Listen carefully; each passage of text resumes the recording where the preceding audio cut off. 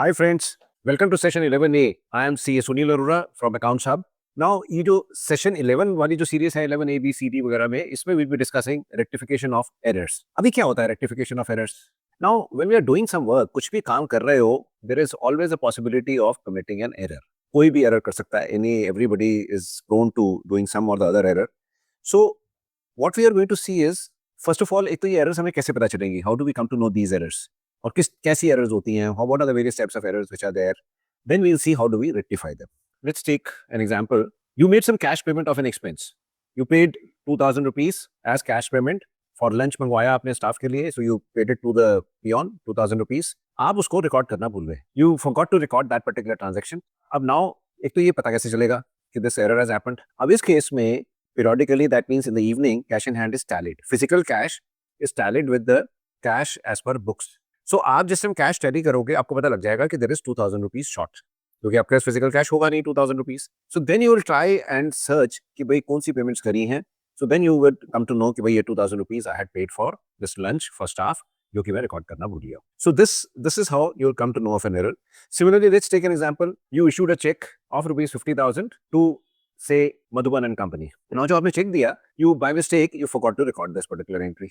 Now we've already studied bank reconciliation statement, so there will be difference between your bank account and the bank accounts as per bank. So आप जब when you prepare bank reconciliation statement, तब आपको पता लगेगा कि this entry has been omitted by you. Bank में तो entry आ जाएगी वो. So that's how you'll come to know some of the errors which are there. Another example can be, let's suppose you purchased on goods on credit from George and Company. अब George and Company से आपने goods purchase किए credit पे. By mistake while recording the transaction, instead of making it purchases account debited to George and Company rupees 5,000, you passed a wrong entry and you passed the entry purchases account debited to Joseph and Company. अब आपने Joseph and Company को आपने credit दे दिया instead of George and Company. Now how would you come to know of this mistake? ये mistake आपको पता चलेगी कि George and Company अपनी payment लेने के लिए आएंगे. They'll come to you for asking your payment. So in that situation क्या होगा? आप अपने अकाउंट चेक करोगे तो George and Company का कोई ड्यूज नहीं आएगा. जब George and Company का कोई ड्यू नहीं होगा, then obviously you will reconcile.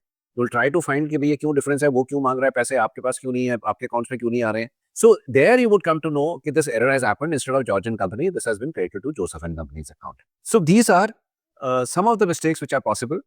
Now, how do you find these mistakes? Most of the mistakes you can find when you are doing reconciliations, cash reconciliation, bank reconciliation, party account reconciliations. So most of the time you will come across mistakes when you are doing reconciliations of your various accounts. Second thing is when your audit is conducted. अब audit क्या होता है? Audit is examination of the books of accounts of a business by a chartered accountant. A chartered accountant examines your records. पूरे accounts को audit करते हैं, check करते हैं. The word which is used there is audit. So जब आपका audit होता है तब आपको कुछ mistakes पता लग जाती है कि these all mistakes have happened. Then in addition to this reconciliation and audit के अलावा we had seen how to prepare a trial balance. हमने trial balance के ऊपर पूरा सीरीज करी है trial balance के ऊपर. In those series we saw how to prepare a trial balance. वो हमने सीखा था इसके अंदर. अब वो trial balance के दो sides जो थे debit and credit are always equal. This is what we had seen in that series on trial balance which we had done. Now my question here is, why are the two sides of trial balance equal? Why is debit equal to credit in a trial balance? ऐसा क्यों होता है हमेशा? Can you think? Can you think of some answer to this? Go back to the original where we studied debit and credit. We saw that we are following a double entry system of accounting.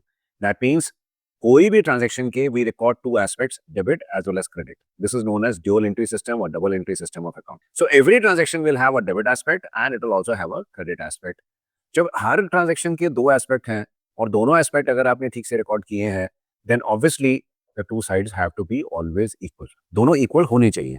Because debit and credit दोनों aspect जो हैं हम record कर रहे हैं every transactions के. No अगर हमने दोनों एस्पेक्ट्स ठीक रिकॉर्ड किए हैं डेबिट और credit, then my trial balance would always tally. अगर मैंने कहीं मिस्टेक कर दी जहां पर डेबिट और क्रेडिट मैंने दोनों एस्पेक्ट इक्वल रिकॉर्ड नहीं किए हैं, then we will have a problem. Then the trial balance will not tally.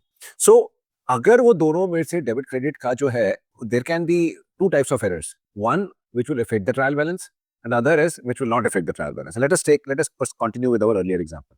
जो हमने तीन एग्जाम्पल देखे थे. फर्स्ट इज आपने कैश पे किया 2000 rupees for lunch for staff, लेकिन वो आप रिकॉर्ड करना भूल गए. So whether this error will effect your trial balance और नॉट. अब इस केस में क्या था, मैंने टोटल ही ओमिट कर दिया, right, forgot to record this particular transaction all together. तो उसके क्या कॉन्सिक्वेंसेज हुए? What was the entry which I was supposed to record? Entry would have been staff welfare account debited to cash 2000 rupees being amount paid for lunch for staff.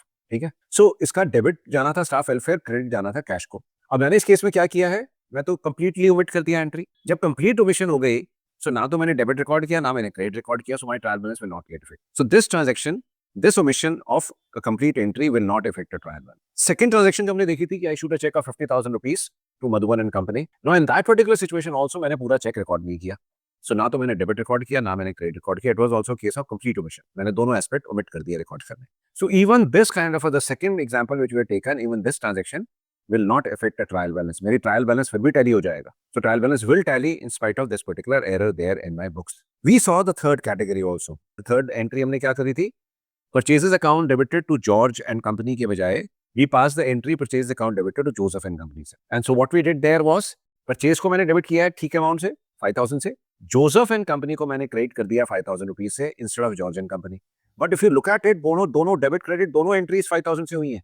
Because दोनों entries 5,000 से हुई हैं, so my trial balance will not be affected. That means in spite of this error, my trial balance will tally, right? So जहां पर भी error of complete omission है या compensating error है, then trial balance will not be affected. Trial balance will tally. Trial balance will not tally only in those situations where debit और credit में दोनों मैंने same amount से नहीं किए हैं। अब इसके कुछ एग्जाम्पल देखते हैं। Let's suppose I have sold goods to Mike Den. Mike Den कोई कंपनी है, उसको मैंने कुछ गुड्स सेल किए। So I was supposed I passed the journal entry as Mike Den account debited rupees 4,500 to sales rupees 4,500. This is the entry which I have passed. Entry मैंने ठीक पास करी है जर्नल के अंदर। Now while I was doing the posting of this particular entry, Mike Den के account को मुझे debit करना था 4,500 से एंड सेल्स अकाउंट को मुझे क्रेडिट करना था 4,500 से। मैंने सेल्स अकाउंट में जब इसकी पोस्टिंग करी तो बाय मिस्टेक 4,500 के बजाय मैंने उसको 5,400 रुपीज लिख दिया। अब नाउ मिस्टेक हो गई। अब ये मिस्टेक जो है, will it affect my trial balance or not? It will affect my trial balance. My trial balance will be affected because of this mistake, because मैंने जो डेबिट किया है माइक डेन को 4,500 किया और सेल्स को क्रेडिट कर दिया मैंने 5,400 से।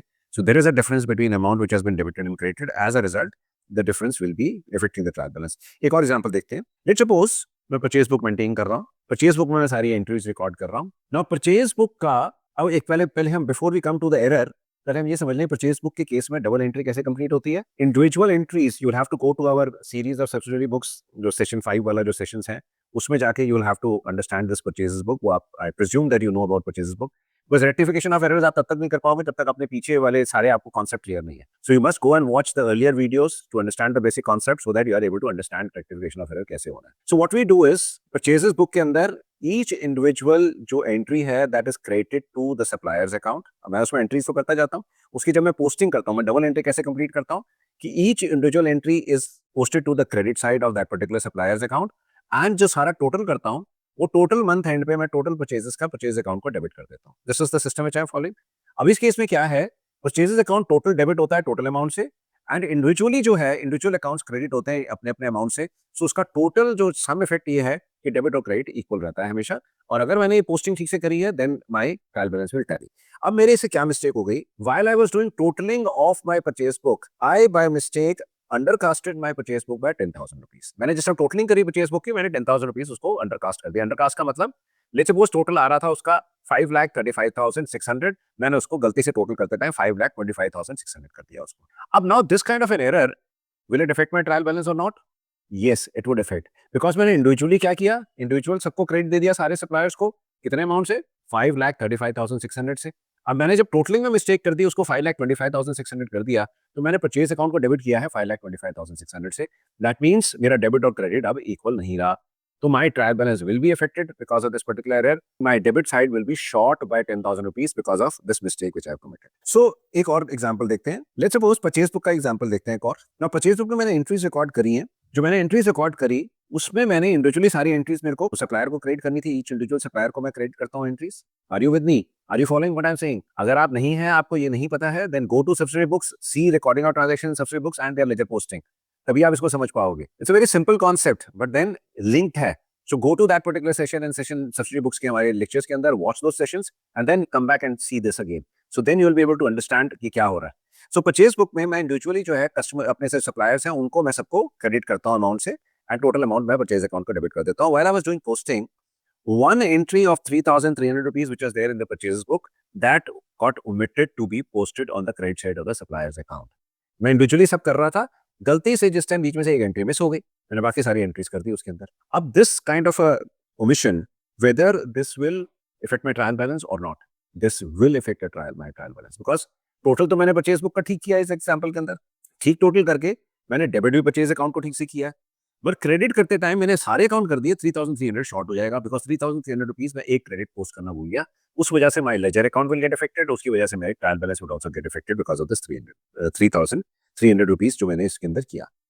सो to conclude we can say that अगर मेरी जो एरर्स हैं उसकी वजह से मेरा डेबिट और क्रेडिट सेम है, तो my trial balance will not be affected. अगर डेबिट और क्रेडिट डिफरेंट अमाउंट के हो गए because of that, then my trial balance will get affected. This is what the basic concept is. अब इसमें हम ट्रायल बैलेंस के केस में हम क्या करते हैं कि ट्रायल बैलेंस को हम पहले देखते हैं कि अगर ट्रायल बैलेंस टैली नहीं हो रहा है, we try to find the mistake, क्यों नहीं हो रहा, सब चेक करते हैं, और फिर हम क्या करते हैं कि अगर वो नहीं मिलता, then we put it in the suspense account and we tally the trial to proceed further, because we accounting रोकते नहीं है. सो वी प्रोसीड फर्दर, उसको we can put it in the suspense account and then we आगे करना शुरू कर देते हैं कि जब ये एरर मिलेगी तब इसको हम रेक्टिफाई कर लेंगे. The simultaneously we keep on trying to find that particular error कि क्यों हुआ है and then we rectify them. अब इसको हमें पढ़ने की क्या जरूरत है? Why are we studying this rectification of errors? We have to study this. बड़ा इजी है, जहाँ एरर हुई है वहां जाओ, वहां कटिंग डालो, उसको काटो, उसके ऊपर लिख दो, या रबर लो मिटा दो, या ओवरराइट कर दो उसको, 4500 का 5400 कर दिया, उसको 4 का 5 बना दो, 5 का 4 बना दो, कर दो उसको. लेकिन अकाउंट्स में we don't do like this. ऐसा अकाउंट्स में हम नहीं करते हैं. So no cutting, no overwriting, no rubbing, no changing, no going back to that particular transaction to rectified नहीं किया जाता. No going back in time. So what we do is, अब हमारे को इसको किस तरीके से इस तरीके से रेक्टिफाई करना है कि जो मिस्टेक होनी थी वो हो चुकी है, अब हम आज इसको कैसे अकाउंट्स अपने ठीक करें कि ये ठीक हो जाए. So this will be studying the proper method of doing rectification of errors which has happened without doing cutting, without overwriting, without rubbing, without going back in time. पीछे जाके करेक्शंस नहीं करनी है. That is why we need a systematic method of doing rectification. This will be seeing in session 11B. So this was basically a curtain raiser for you. Mistakes क्या होती हैं, क्यों होती हैं, कैसे डिटेक्ट होती हैं. This was the background for this. So we'll be discussing this in our next session. Thank you. Thanks a lot.